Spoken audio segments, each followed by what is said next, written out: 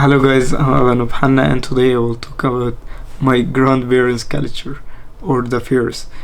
And the first thing I want to say here is, while I was collecting the data, I felt like so proud of my culture, and I think everybody who did the same and will speak about his culture will feel the same. So that's the first thing I want to say here, and let's start. The first thing I want to mention is the old Egyptian culture started 700 years ago, around 5500 BCE. So it's a long time ago.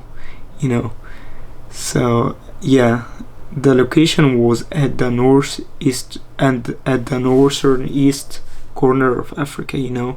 We have the Mediterranean Sea at the north and the Red Sea at the east.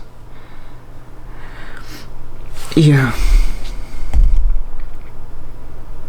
and this is considering a very good location or a very good position for Egypt, because it's very near to Europe and also is very near to Asia. Actually, it's not very near. Actually, a part of Egypt is in Asia. I don't know if you know that or no, but Egypt have like the biggest part in Africa and a small tiny part in Asia. Yeah. As we all know, the old human was living hard life, hunting and finding a well and looking for a safe place to live. That was before, the old Egyptian find the Nile River and start to grow their own food. So the old Egyptian civilization started when those group of people who was living near the Nile start to think, why should we hunt anymore? We can grow our seeds, or we can grow our plants to feed on. So from this point, the old Egyptian civilization started. And the most unique thing about the old Egyptian civilization wasn't that they were the first people or the first civilization. No, not at all.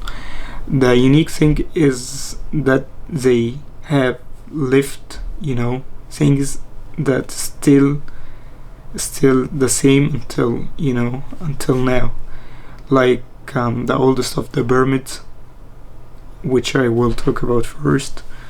So yeah, the old and the great Egyptian pyramids at Giza in Egypt. It was the tallest building on the earth for around 3,800 years. It was the tallest building until Eiffel Tower took its place, but it's okay. The biggest pyramid of Giza, considered one of the 7 wonders in the world. So it's really old and it's really cool. Yeah, it was made up of limestone, and around 2.3 million block of limestone. The average weight of the one was around 80 tons. So that's massive. Nobody until now know the secret of building such a huge massive building like this, and especially that they didn't have any like modern technology or something like that.